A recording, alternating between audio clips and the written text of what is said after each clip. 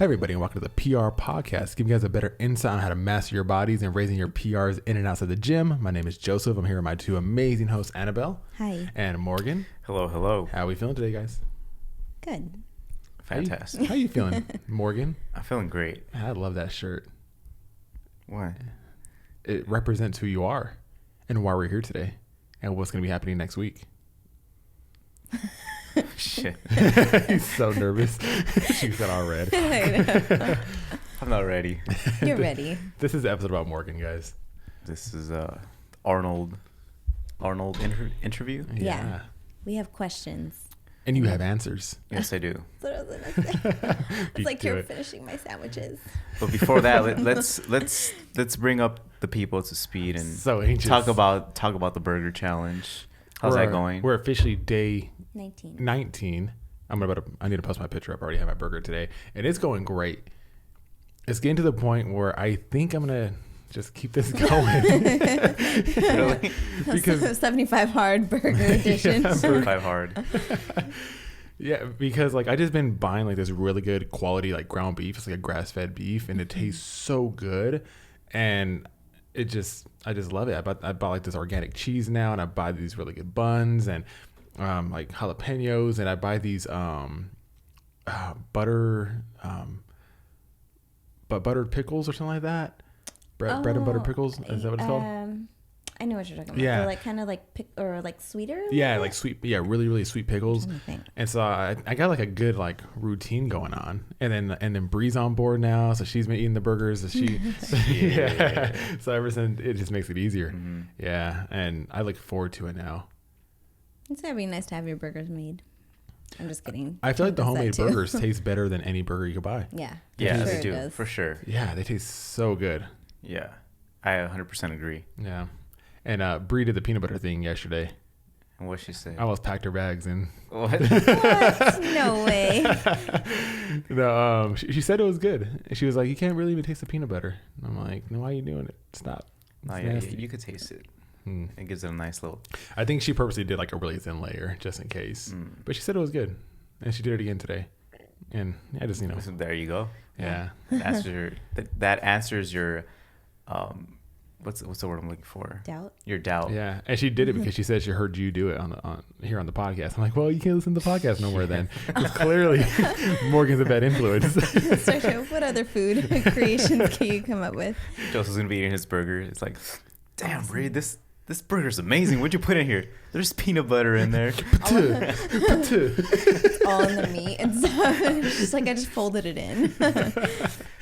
Oh, jeez. I do want to do that.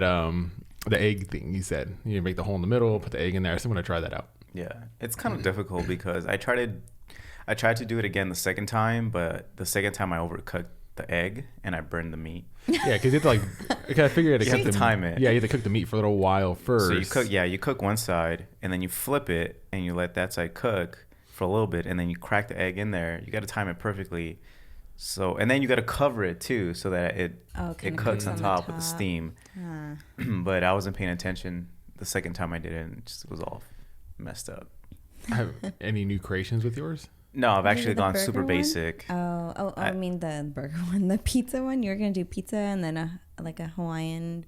I was all talk. Okay. It didn't happen. Right after that week, I was like, This "What? too I gotta eat a much. burger." I just grab a bun, meat, and a cheese. No, I don't want to cut tomato, onion, lettuce, nothing. Just eat a burger and that's it. I just got lazy. You had to keep that going while you're in Ohio. Yeah, I know. Oh, okay. Yeah, I'm holding you to that. but I'm gonna cook them. So shouldn't be a problem because I have an Airbnb. Oh yeah, that's yeah, full kitchen. And it's not like it's not a big deal. It's not like I'm like doing a bodybuilding show where I have to look lean. I feel like you should go experiment with some burgers out there in Ohio. The day probably after competition. How much longer are you gonna be out there after the show? So I fly in Wednesday, so I'll be there Wednesday, Thursday, Friday. I compete Saturday. I'll be there Sunday and I leave Monday afternoon ish. Oh, okay, So I'll be there a good amount of time. got some time. Yeah, so I'm excited. Yeah, when Bree and I went to San Francisco last year, we went to some good burger places out there, man. And I don't know, I'm just a sucker for burgers, for a good burger. Yeah. Annie, how's your burgers been? Oh, it's fine. It's good. I'm ready to be done though. Like I kind of miss Your lettuce cooking other wraps? kind of stuff. Oh. Yeah. Well, if I go out to eat, like, so when I've been going out to eat, like I'll get a real burger, like with a bun, but then that means like I sacrifice on the fries. And if they have sweet potato fries, that's kind of like, oh, because I would rather have sweet potato fries than a bun if I'm going to do carbs. But it's not bad. It's good. It's been fun. Yeah. It's See, I think that's 10 more where days. I'm having the okay. I think that's the reason why I'm so okay, because I'm bulking, so my calories are so high anyway. So I could do like the bun and the sweet potato fries and not be so restricted. Yeah. I just started a cut this week, so that's why. Yeah. It's kind of like You're like limited. somewhere. Yeah. You gotta plan your meals Yeah. right. Yeah, that's the only thing that That's right. that sucks, because for the week of competition, I'm gonna be tracking my sodium. So it's gonna be kind of difficult, you know. Well, not really, I guess, because I cook my own ground beef. It's fine. It's just gonna suck because I like putting season it. Well, you could use like hot sauce, like if it's not lower sodium. Well, they have low sodium ketchup. No. You just meat and bread. So at least during the meet, I'll be eating burgers backstage for my squad. Hey. Hold my burger, coach. There's all chalk on it. Let me go hit a PR real quick. Pull out of your singlet. All right. Okay. So that's basically what we're going to do today. We're going to ask you anything and everything we could think of. Shoot. I'm about ready. The meat and not about the meat, about you. Okay. we gonna get to know you real good. Okay. Yeah. Let's do it. Well, I think obviously I'm a competitor as well, but in a different sport. So I like to see how similar like our mindsets are when it comes to competition. Like, what is your driving force behind a competition? Like, why do you want to powerlift? Why do you choose to do competitions in the first place?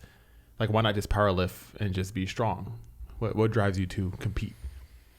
Well, let's see. So I played sports since I was small, my entire life. I played soccer. That was the first sport I played. And then moved into high school. I started playing football, track, pretty much anything in between.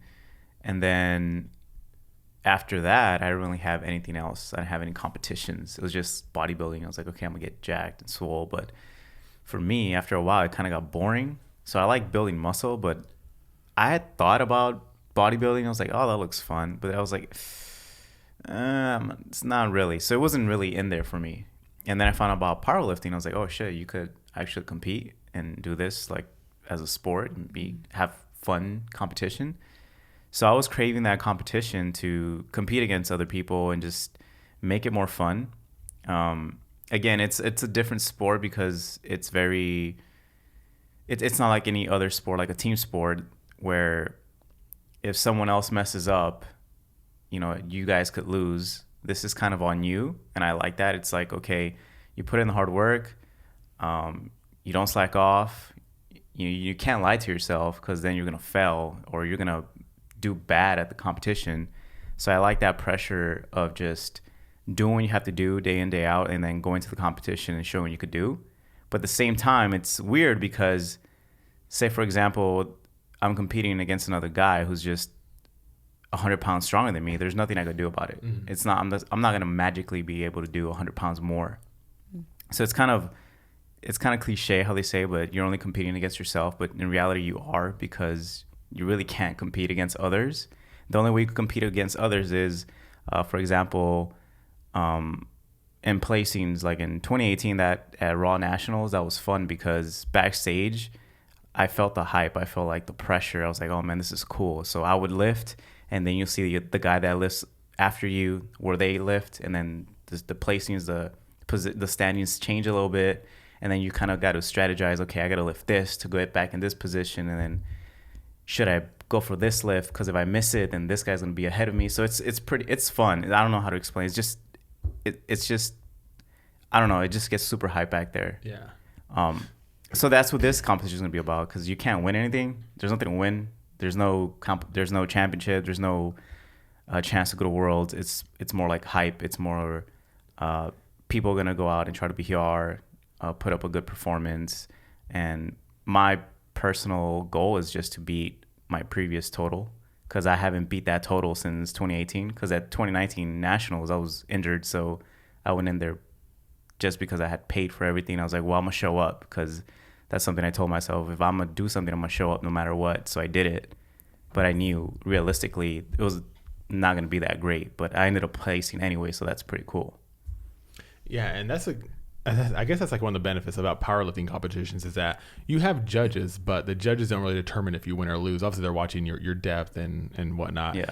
But like if you're just better, you're better. You're gonna win. Yeah. You know, obviously bodybuilding is very subjective, depending on who the panel of judges are, and so you really don't know what's happening, you know, until the end of the show. Where for powerlifting, you can see right away where your placing is, and you kind of, like you said, kind of mess around with it all, which I think that's awesome. I love that. Yeah, it's cool. And I guess depending on the person, because sometimes you go into the meet and you kind of already know, okay, I'm probably going to fall in between this.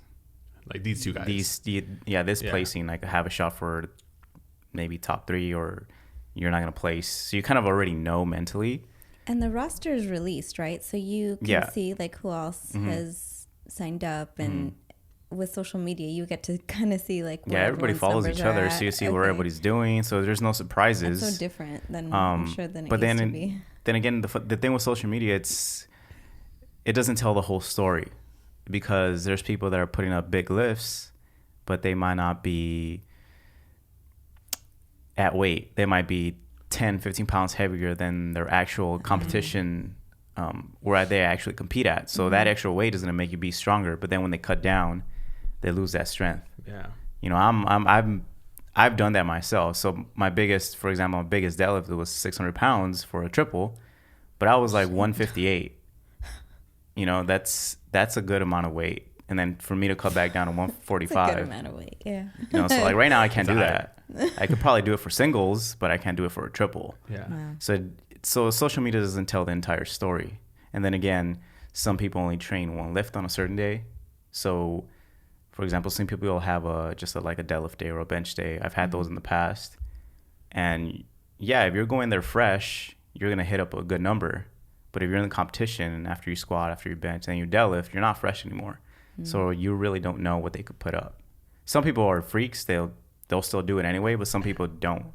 Like I get tired. I'm not one of those freaks. So I have to train like I compete.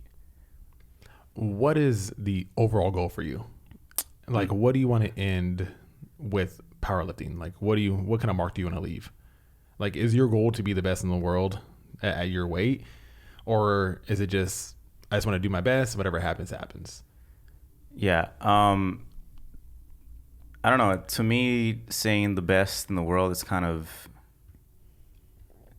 like, I feel like that's up to the people to decide who. Like, that's their opinion. My thing is to be consistently great every year. Yeah. And then at the end of it, when I'm done, it's going to speak for itself. So in my head right now, I'm like, okay, I'm 30. For the next decade, I want to be in the conversation for the top powerlifters in the nation, in the world. That's my goal right now. Yeah. And then if I put it in, put the hard work in, whatever happens, happens. I'm not going to let the outcome decide how I'm going to feel about myself, because I know I put in the work. I love it. So as being a bodybuilder, obviously we go through peak weeks. What is the peak week like for powerlifters? So for powerlifters, it's not a peak week. It's more like it depends on your body weight, how much you lift. It's different for some is a week. If you're a very light athlete, like a very light female, a very light guy, it could be like a week.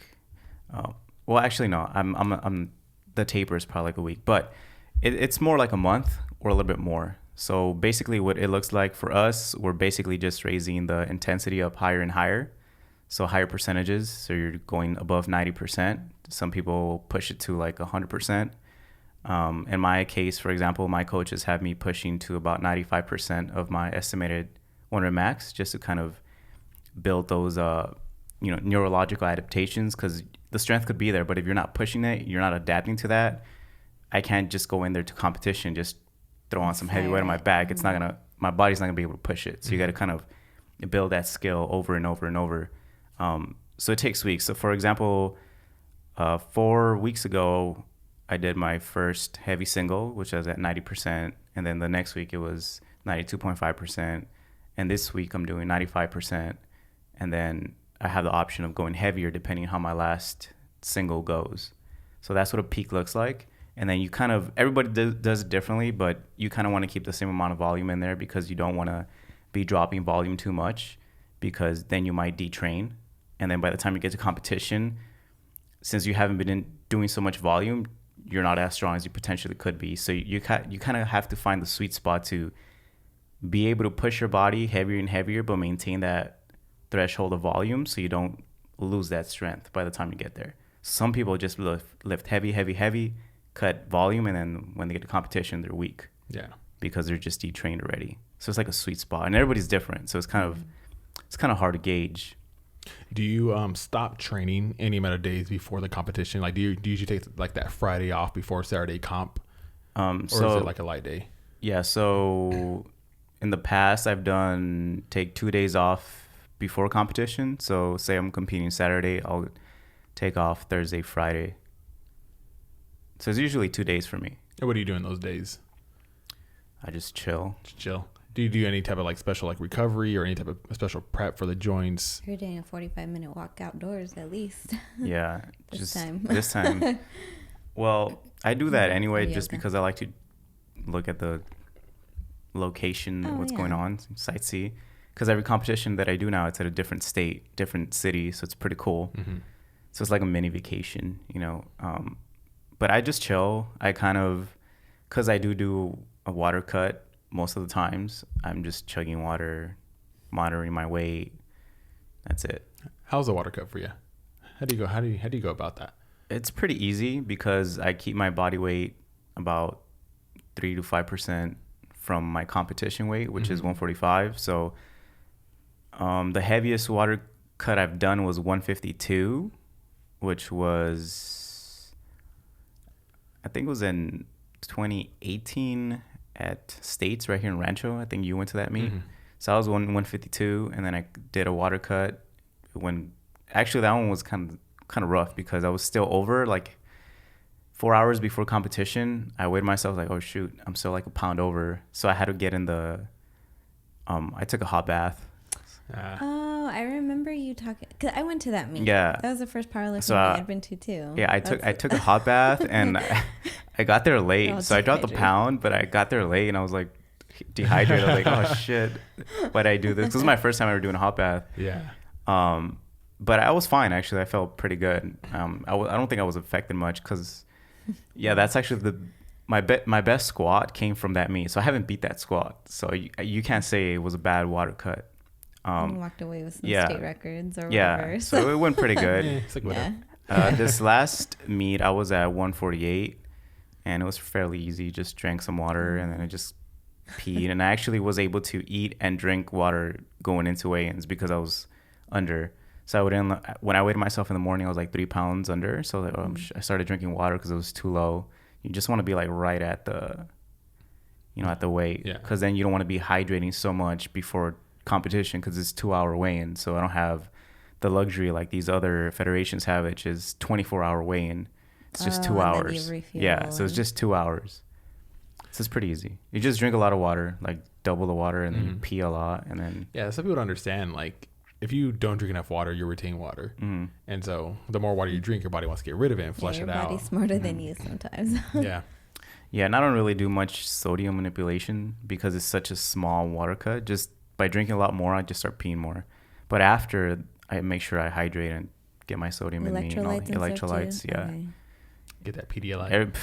Powerlifting meets in the bag is just, it's like bodybuilding, bunch of Pedialyte in the back, just a bunch of babies. Bananas. Yeah, I know. Babies, powerlifters, bodybuilders, and hungover people. Bunch of babies everywhere. Yeah, you just like, you weigh yourself and you see all the lifters, like, they weigh themselves, they're all naked, walking out already drinking Pedialyte, they don't even have their clothes back on. It's like, it's all running down their body. So it's pretty funny. It's pretty cool. So in a perfect world, let's say everything goes perfectly according to plan. What's your total for at the end of the meet? What's my total? I think, okay, so we're going to go conservative at the meet just because, as you guys know, I had my quad strain, and then my pec strain. So we're gonna be just to the main, you know, muscles just, you use. It's only a month out, but whatever. Bench. So we're gonna play conservative, and if everything goes well, the numbers I should hit is about like a 501, 507 squat, 375-ish bench, and a 600 deadlift, which are very doable, I think, in my opinion, because I've hit the bench and I've hit the squat. You know, right now, but we'll see though, because I think the American record is still 375.05 pounds. Yeah. Okay. So I'm gonna tell the coaches, hey, if it's into me, like let me take a shot at it. Let me get it back and bring it back home. And the squat, I wanted a bigger squat. I wanted like a 518 squat, but because of what happened, they're gonna play conservative. Same with deadlift, but it's all gonna depend on what happens on Saturday and how you're feeling. Yeah. Yeah. So we're looking like at 1470-ish, 1480-ish total, if everything goes well, or maybe more if we see like things are going well and like, okay, let's push a little bit more. But that's the game plan right now, 1470-ish. And this is your first time actually competing with coaches, correct? Yeah, somebody. Yeah. So how do you feel like this prep? Well, no. So for nationals, I actually had my friend Josh go with me. So he coached me for like 3 months. But it was just for that time because I didn't want to go by myself to nationals. I wanted someone to be there handling me and all that stuff. So technically it's not the first time, but actually working with like a couple of months leading into a competition, it's the first time. How does it feel working with these coaches? Was it a different plan than what you would program yourself? Actually, no. Okay, so pretty identical. There's a lot of similarities. Only thing is, because they follow a DUP periodization program, so it's kind of... Come on. Explain that in bodybuilding terms. So it's like you did it. Daily undulated periodization. So basically you have 3 days. It's like you spread out the training throughout 3 days. So just to make it simple, it'd be like power, hypertrophy, strength, and power, basically. So you would just kind of have like to make it easy, light day, medium day, moderate day. Kind of you spread it out into 3 different days of training. So 8, 6, 4 repetitions throughout the week. So Monday, Wednesday, Friday as an example, to make it easy. It's a little bit more complex, but it's just like that. So that's kind of what I would use. Only thing I would spread it out into 2 weeks, because I would only train the movements twice a week, but then that would fall into the second week for me. Okay. So instead of me doing it all in 1 week, I would spread it onto 2 weeks, but they do it all in 1 week. So it's a lot more volume than I'm accustomed to. That's the only difference. But everything else is pretty basic. Like in the beginning of the program, when I started working with them, I hardly spoke to my coach just because I knew what to do. They sent the program. I was like, hey, cool. But I knew a coach was going to come in clutch when it got closer to competition and things like this, where the injury happened and where they have to make close calls and like change things on the fly. So my coaches have been on top of it. Like they've just been there. It's really good. It's so much weight off my shoulders, because in the past I'd be stressing, okay, what I got to change here? And when you're doing it yourself, it's hard to be very objective on what you need to do. But when you have somebody else do it for you, you like your emotions come out, don't play, don't mean anything anymore, because they make the calls. So I'm going to ask probably the most important question, and then it would be my last one, and Annie can take over after this. Do you stop having sex the week of competition? No, absolutely not. I need to make sure every training session is 100%, and we all know that it helps with performance. Hey, you heard it here, guys. Yeah. He does not stop. I don't know if you guys have been noticed, but I have a lot of dark chocolate and pineapple lately. A lot. You're starting a trend. Yeah. Oh, yeah. Shout out to everybody that's been posting that. Oh, shit. He got excited. Yeah, sorry. Yeah, shout out to, I've seen one of our fellow listeners, my friend too, Nate. He's been posting a lot about it. I love seeing it. It's pretty cool. Like he'll just do like his little boomerangs or like his posts. That's cool. But, yes, all the sex. That was the most important question. I'm happy with that answer. Okay, you asked a lot of really good questions, so Yeah, I had them all I'm gonna try not I had to. them all not written down. I Okay. literally just had his weight and the word peak week. Oh, no. Nice. You took neutral. So, for those people that might not know, this is your third meet? No. Fourth? How many? Okay, yeah. Let us know, how many meets have you done? I've done, let me see. And maybe what years, if you remember? Okay, so the first meet I ever did was in 2017, I want to say. Yeah, 2017. But I was injured. Oh, pulled groin? I had a... That doesn't sound like you. I know, a bunch of injuries, right? Yeah, that time I was injured, but that was just dumb injury because I went to New York for that meet. And I was averaging like 20 miles per day just walking. And I wasn't accustomed to that. When over here, I barely walk at that time in my life like a mile or two per day. And over there, I went a week and a half before the competition. I went on my vacation with my friend because it was for our birthdays. And we had it already planned. So I was like, whatever. So I ended up pulling my hamstring actually in New York when I was training. I was training at a place called Squats and Science. Super dope place. And then I hurt myself. So that was the first meet. So I don't really count it. But again, I showed up because I said, that's just what I do. So I showed up, squatted. My third squat, I pulled my hamstring. I benched and I couldn't deadlift. So I just left it there. But that was a fun meet because a bunch of my friends came out. It was like San Diego area. It was super cool, super fun. The second meet I did was States in 2018. I won that one. I won best lifter, broke a couple of state records. I got the American record for bench. And then 2018 nationals, Raw Nationals. I went there, competed, got third. And then I took a whole year off because I was dealing with some like minor aches. So I was like, I don't want to go. I wanted to go to the Arnold that year, but I felt like I wasn't healthy. And just because I had the history of being injured in the past, I was like, let my body get better. And then, so I took an entire year off. And then I competed recently at 2019 Nationals. So was that four meets? 1, 2, 3, 4. 4 meets. Okay. 4 meets. Within like 3 years. Yeah. Less than 3 years, actually. Cool. Yeah. Okay. Realistic. Yeah, it's more like 2 years, 2 and some change. You asked so many of these questions. Okay. Okay, so other than injury, what's the thing that is most detrimental to like your training or your performance leading up, like other than injury? Sleep. Okay. Not to stress you out, but name everything that can go wrong. Sleep. When I don't sleep well, my training sucks. Okay. How long did it take you to like realize that? And what do you do to make sure that you get enough sleep? So it's not like I don't.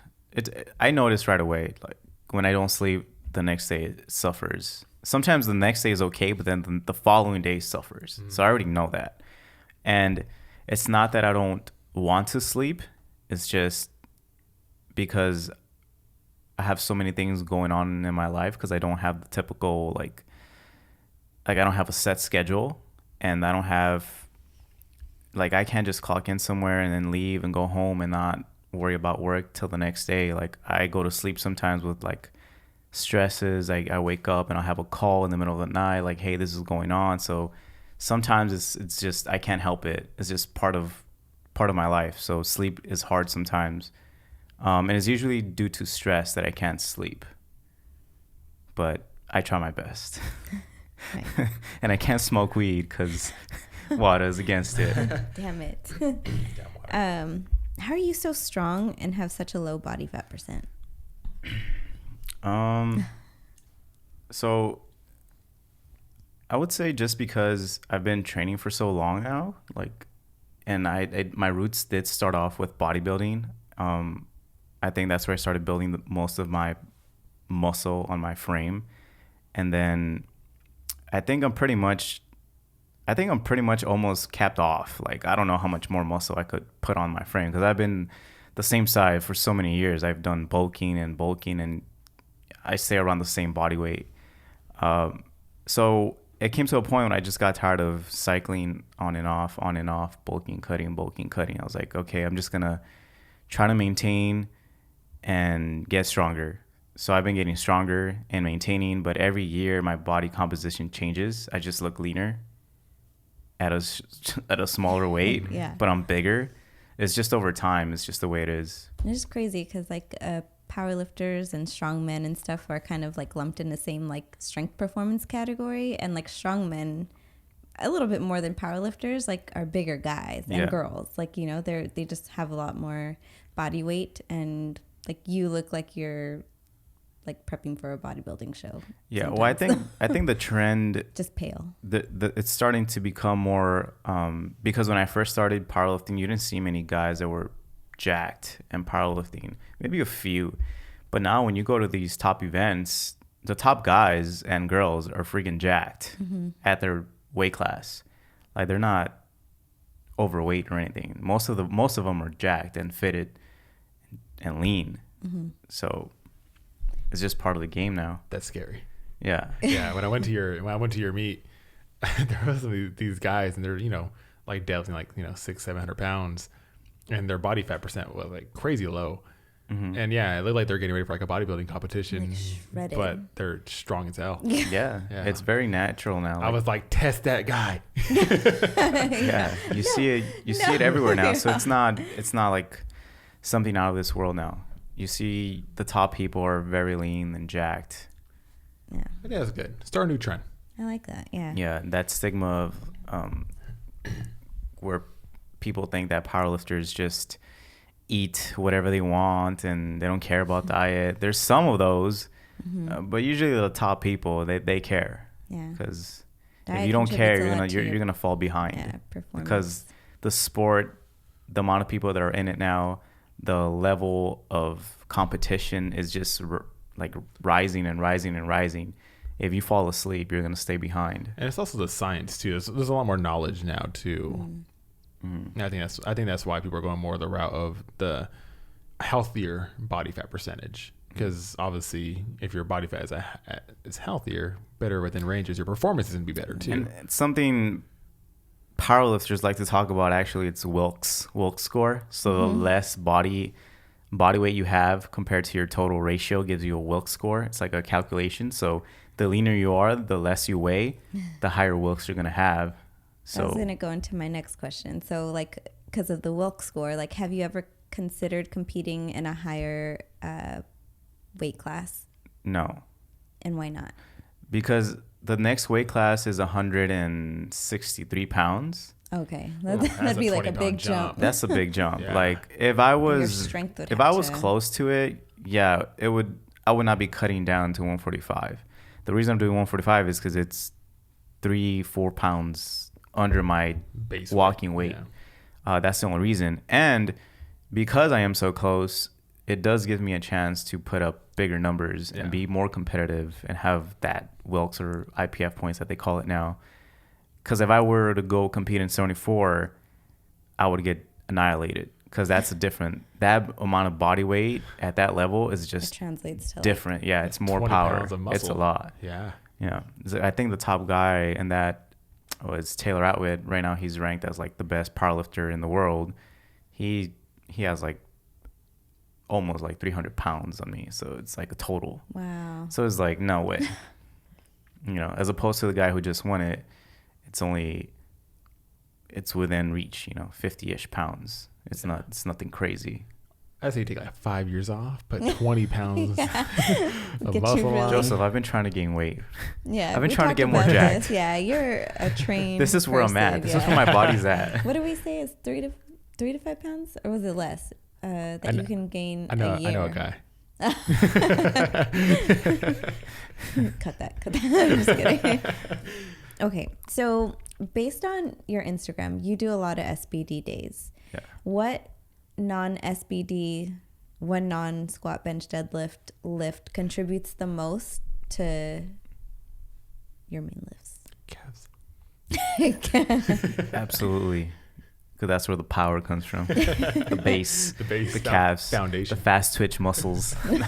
No, see, so basically, right now, because I am so close to competition, it's very specific. So I do a lot of squat, bench, deadlift. So all three. So I don't do squat, bench, deadlift every single day. That's just on Saturdays. That's one day. That's just because that's what I see on your Instagram. Like, but there's days that I do squat, bench, and then I do another day where I just deadlift, and then I do another that's squat, bench, and another day with squat, bench, deadlift. And then I have accessories in there like arms and hip thrust, but those don't really translate to the lift, at least not for me. They're more for health reasons, making sure the areas you're not hitting in squat, bench, deadlift, you don't get injured and things like that, things of that nature. Okay. So when I was further out from competition, I would throw in other variations, maybe like a SSB squat day. Not because I think it was going to translate over more, it's just because I would get bored of just doing squat all the time. So just something different. Like SSBs, like block pulls. Do you do those? I tried block pulls not so long ago last year. Those were fun. Again, actually those, I think they did help me with positioning. Okay. So that could translate to maybe you're lacking in some areas with technique. You could use that as... Wait, really? Because will you pull sumo? Yeah. And like rack pulls, block pulls? That's not the rack same pulls. thing, right? Okay. I don't do rack pulls. Oh, okay. But I do block pulls. Yeah, I guess you could say that. I mean, you could still technically do rack pulls depending how wide your like sumo stand is. You know, but I rather do block pulls. But like you could even do like pause deadlifts, which again is just to bring some spice into your training and also helps with positioning as well. A bunch of different things. Same with squats. You could do pause squats. You could do tempo squats. You could do close grip bench press, wide grip bench press, paused bench press, like a bunch of variations. So basically, in my opinion, like the way you're going to get stronger is just doing the lifts over and over and over. And then you could do other variations if you get bored or if you need other things to kind of help you cue better. So for example, like the SSB bar for squats, some people tend to tip forward when they squat. So some people use that to kind of, because if you've ever used it makes you stay upright. Yeah. Because if you tip forward, like your back is done. So it kind of teaches you that skill. And then some people feel like that helps them, it transfers over to their actual squat. And SSB, I don't know if everybody knows this. It's a different type of bar, like a specialty bar. Right, safety squat bar? Yeah. Okay. It has like a little padding with a little square. Yeah. And you hold it. So to answer your question, I'm very specific. So if I want to get stronger with squat, I'm going to squat more. Okay. That's pretty much it. How tight is your singlet? The new one is super tight. And I love it. Because I think you trained in it, so right? Like Yeah. I love it. I trained, so I used to have a tightened one, and now it's framed in my wall. No, not yet, but I am. I'm being serious. That's cool. Like I never washed it. Actually, I just lent it to my friend Mike. You know Mike from Threshold. Yeah. And he didn't wash it, so I have to wash it. Okay. He gave it to me. I was like, hey, bro, did you wash this? Like, no. I'm like, come on, man. So I'm going to have to wash that, and then I'm going to put that away. I'm going to retire it. So I bought a new one from SPD as well, because I wanted it to match my knee sleeves. Can I borrow that old one? It'd fit around your leg. You could borrow it. Yeah, you could borrow it, but I wouldn't give it to you. Sort of walk around with in it. So yeah, because I bought new knee sleeves. This is SPD. They're white and black. So I bought a new singlet to match. Dang. And it's very tight, but I like it because this one's actually short. So it shows off the quads a little bit. I think, did you bench press in it recently? Like, yeah. Did you post that? Yeah, you just posted like yesterday, that's what I remember. Yeah, I've been wearing it this entire week. I've been wearing it. Like tomorrow I'm gonna wear it again. So I like it. If it feels really good has a good amount of compression. Dinner date, club. Gotta get used to it. Babe. You know? See everything. Just gonna go to the airport like that. It's like, I got nothing. Yeah, they were like, I promise you. Oh, you could go ahead, sir. Yeah. You're gonna go scan you. Oh, we can see you're not carrying nothing. Yeah. You're not carrying a package. You're not gonna harm nobody. Oh, gee. But yeah. I don't know if I ever paid attention enough, but do you train with music or with headphones on? And if you do, what's on your playlist? Yeah, I do. I listen to feel good music, so things that make me happy. Do you have a guilty pleasure song? What is that? Like a Taylor Swift song or Britney Spears song that hypes you up? No, I don't listen to that. Do you? This felt more. Hey, let's stay on topic. Those very specific examples you threw out there. We're interviewing Morgan today. Okay, feel good music. No, I like to listen to music that makes me happy. So I listen to a lot of like house music. I have my old like rap playlist as well. A lot of Eminem in there. Mostly a lot of Eminem. I got a playlist, a set of a DJ, Avicii. I don't know if you guys know who that is. So he died. So he was like my age. But I really liked his music because it made you feel good and happy. And I like playing a certain set because it brings back memories when I went to an event with some of my best friends. So it makes me feel like really good. Aww. So I'm not an angry lifter. Like I feel if I'm in control of my emotions, I'll perform consistently every single time as opposed to hyping myself up.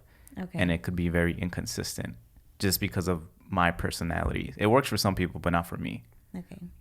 And kind of similar to that, you kind of like led into it. So at a meet, like obviously you can't have your headphones on while you're lifting, but like what's happening backstage or behind the platform? I don't know. What is it called? Backstage, Yeah. like while you're getting ready for your next lift, while you're waiting for all the other... Everybody's just in their own zone. Do you have headphones on? Are you listening to that kind of music? Or? I have my headphones on. Okay. I don't talk to anyone. Like I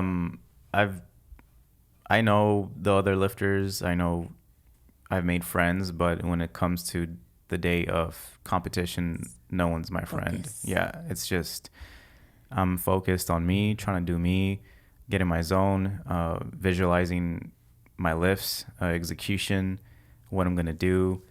And yeah, it's same old routine. Same thing I do at the gym is the same thing I do there. Warm up, do my warm-ups, go in there, go lift. And once it's time to lift, I take off my headphones, tell my coach to hold them, and go do my thing. So nothing changes. Nice. Okay, so the first time that I went to a powerlifting meet was yours in Rancho or whatever. Mm-hmm. And like a ton of people were using like the smelling salts and like having people smack them on the back and like you know, whatever. Like I think you said like angry lifting. Yeah. Have you ever done any of that? Yeah. Little hit to the nuts. This is bigger than you. Yeah. All the things, all the... No, I don't need that shit. No. Wait, have you ever trained with it? Like the smelling salt or anything? I've tried it just to mess around at the gym, like Okay. at Threshold, because they have it there.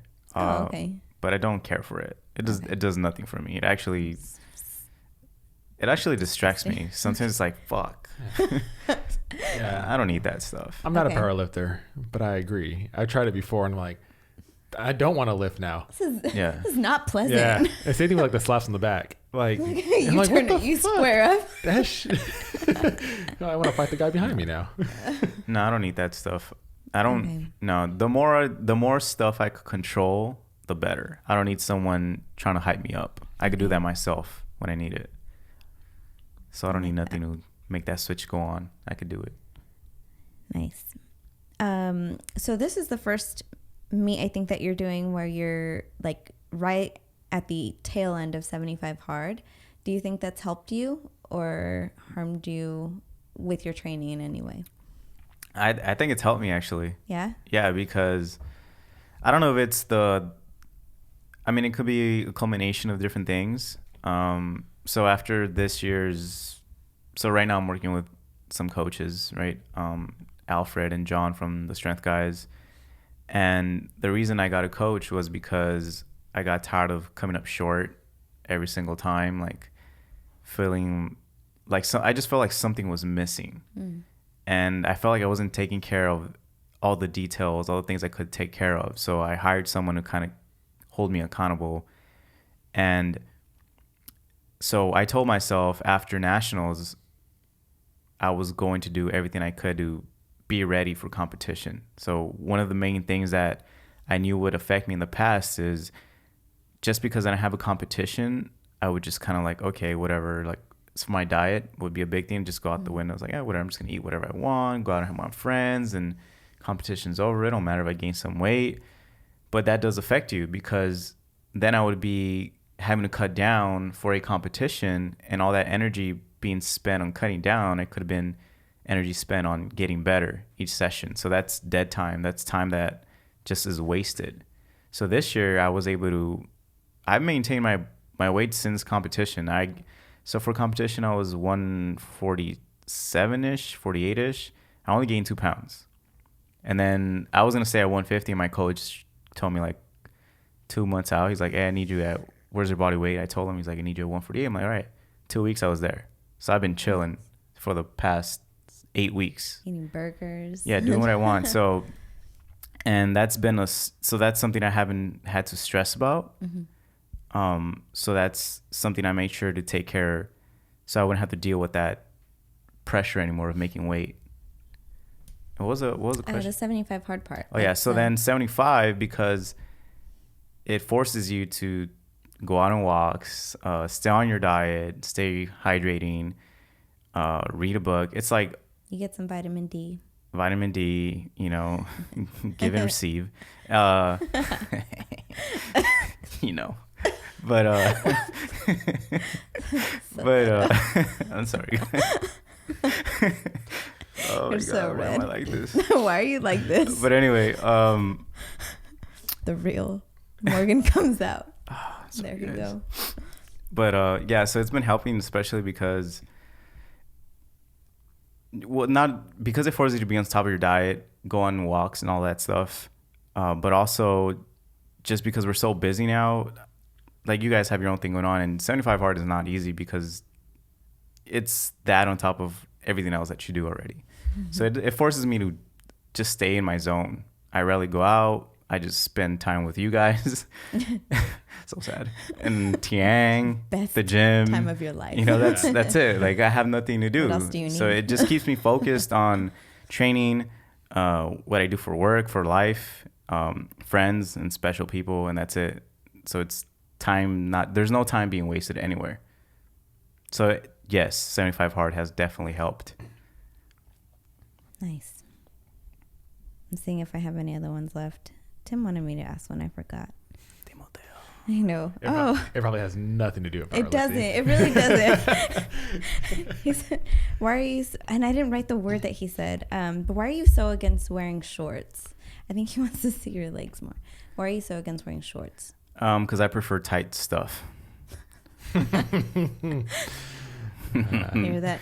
Tim, that was for you. Oh, Tim, yeah. You hear that T? Oh, which one? Which one? No one knows. Yeah, I prefer. I don't. So he's always like. I just think. On that. I just think shorts look funny on people. Well, especially me, just because. Well, I'm team small calves, you know, so it just looks a little weird. And then I just don't like them. I prefer wearing tights. So I wear my virus tights, and I've been wearing my singlet as shorts these past couple of days. Yeah. I just wear a shirt over it, and it looks like I'm wearing shorts, but it's my singlet. It's like those like. So I'm not against shorts. I guess I'm not against shorts. I just like tight shorts. Yeah, I like showing off the gains. Okay. You should try it sometime, Tim. I never even noticed that you very rarely wear shorts. He always comments on it too. And then when you do wear tights, he's like, he doesn't even wear shorts over them. Oh, yeah. Like what Joseph's doing today. Yeah. This is how you're supposed to do it. You wear tights and then you put shorts over the tights. Well, those are different type of tights. Okay. Yeah. Well, to be clear, if I go out in public, no, actually, no. Singlet, always. That's why I have to wear the shorts over the tights. Mm. Yeah. And I know, I mean, this isn't like a bodybuilding competition where like you've been restricting with your diet, but do you have any plans for like a celebration meal? So there's a couple of guys that are being coached by my coach. Mm-hmm. They call themselves the A team because one of the coaches' name is Alfred. So A team. So we're like in a little group chat and we're all gonna go. Well, actually, we haven't agreed to it, but I think we're gonna go eat somewhere after. Okay. Yeah. Oh, so it'll be like a group celebration thing. Have a couple beers, no whiskey. No beer for me because I'm doing 75 hard. Oh, that sucks. Yeah. No, it's cool. I don't even care for drinking anymore, to be honest. It's whatever. Yeah, you're gonna win. They're be like, you know what? You're not invited, Morgan. So I guess the meet itself is a celebration. Okay. I mean, you and Tiang will celebrate. Yeah. She's gonna walk out with your singlet on. Ooh. What, my singlet? With your Oh, singlet. he said. Nah. He's like, nah, that's precious. Take that off. Get all pissed.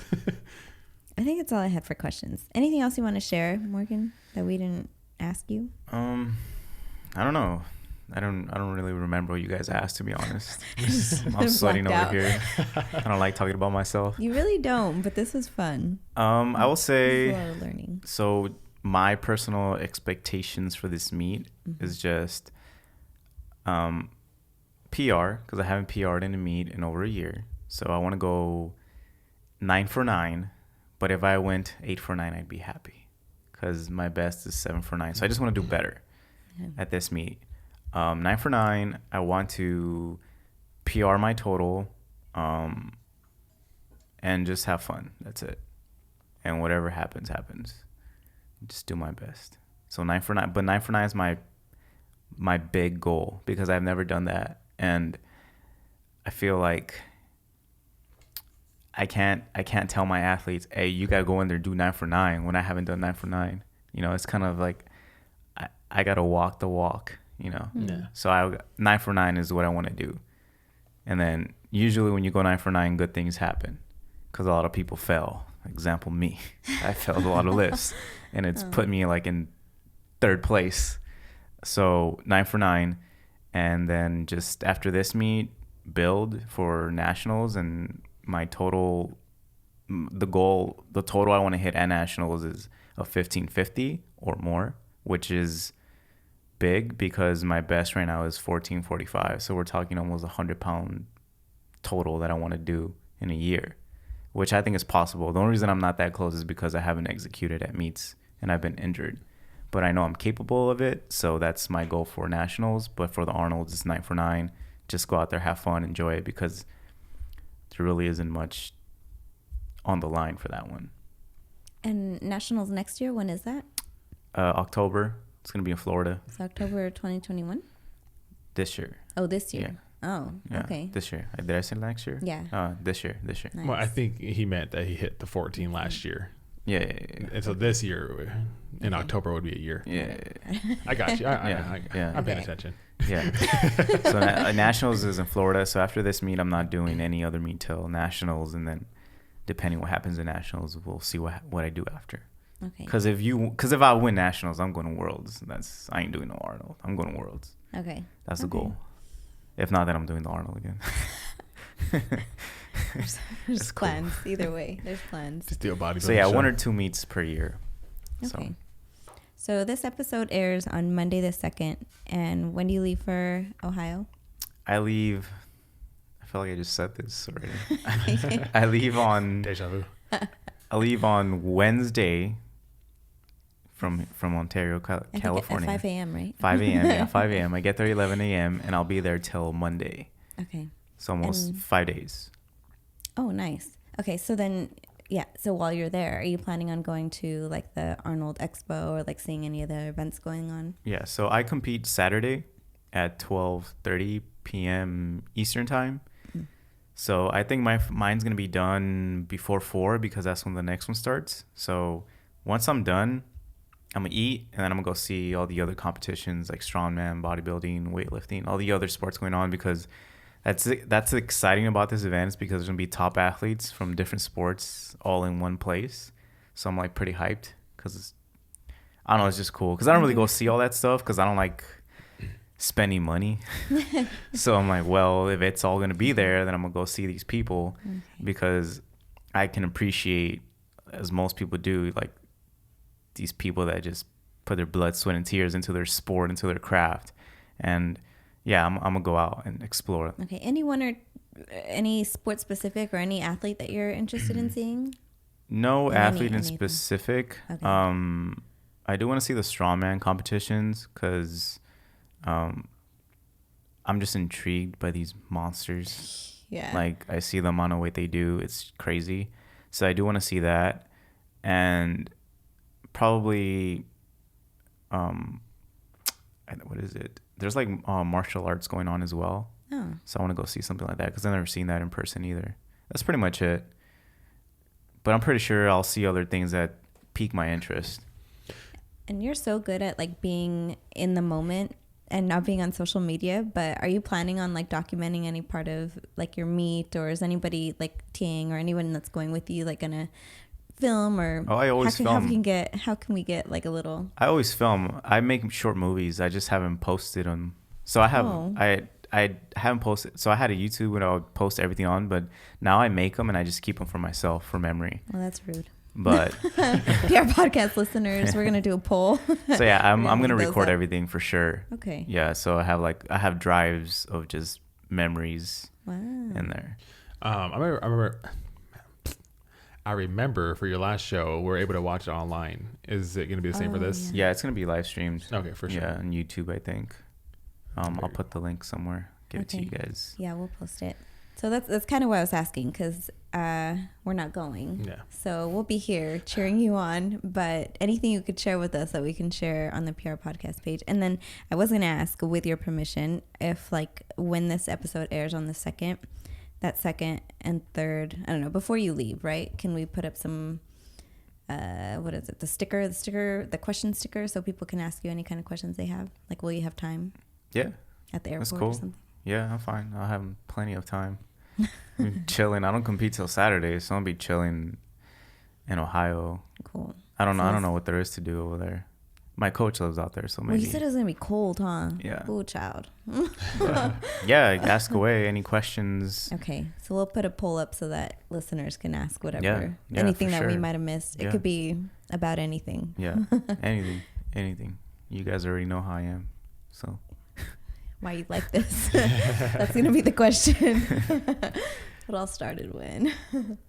Yeah, man. Well, this is be the last time we're gonna see you before you head up to Ohio, most likely. You made that sound so dramatic. I was like, So stay healthy, lift heavy, and bring some shit back. yeah. Oh yeah. Like if you want to That's throw the some goal. PR podcast stickers. Yeah, that's the goal. Like, I didn't mention anything about winning, but it's just my mindset is if I take care of what I got to do, We party. like the wins will come, Yes, the medals and all that yes. stuff. It's just not my focus, but fuck No. yeah, I want to win. Yeah. So we'll see. Fuck yeah. Win this shit. Plenty Cool. of chocolate. Always goes there. Alrighty, guys. Thank you guys again for tuning in for another week of the PR podcast. We appreciate you guys always tuning in. If you guys can, continue to share the PR podcast all over social media like it has been. We love seeing you guys repost the stuff that we do. We love the burger challenge that you guys are following along with. We love all the chocolate and pineapple stuff you guys are posting. And yeah, just please continue to share this podcast with your family and friends and on social media. Be sure to follow the podcast at pr.podcast. You can follow Annabelle at evolve.annabelle. You can follow me at fit_fluential, and you can follow Morgan and his Arnold journey at morgan.aquino. I like that. So thank you guys for tuning in for another week. And if you guys are listening on iTunes, please leave us a 5-star rating and an awesome review. We really, really appreciate that. That'll help move us up on the charts and let more people discover us. Thank you guys for tuning in, and we'll see you guys next time. Bye. Peace. See ya.